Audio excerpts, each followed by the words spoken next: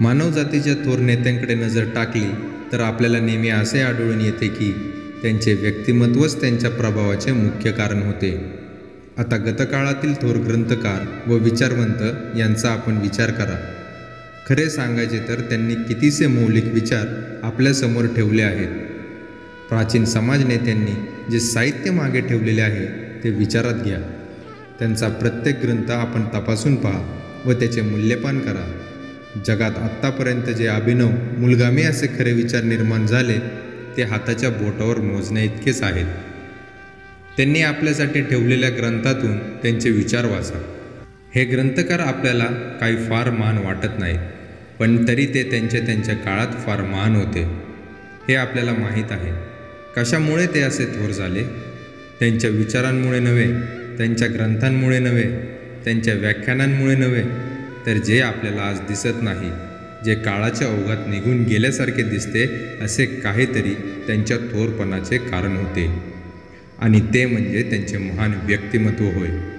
मी पूर्वी म्हटल्याप्रमाणे व्यक्तीचा 2/3 प्रभाव तिच्या व्यक्तिमत्वाचा असतो आणि 1/3 प्रभाव तिच्या बुद्धीचा व शब्दांचा असतो.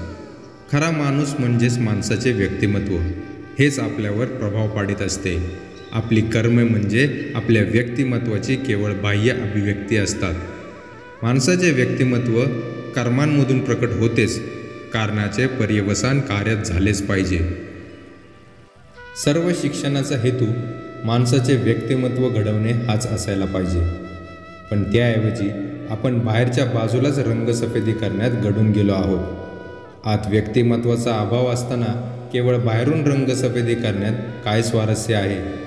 सर्व शिक्षण वळणाचे ध्येय आणि कार्य माणसाचा विकास घडवून आणणे हे आहे. जो माणूस, जे व्यक्तिमत्व दुसऱ्यांवर प्रभाव पाडू शकते, जे आपल्या बांधवांवर जादूची मोहिनी पाडते, ते शक्तीचे केंद्र असते.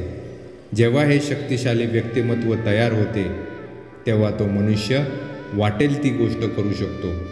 ज्या कशावर अशा व्यक्तिमत्वाचा प्रभाव पडेल ते कार्यक्षम होऊन जाईल.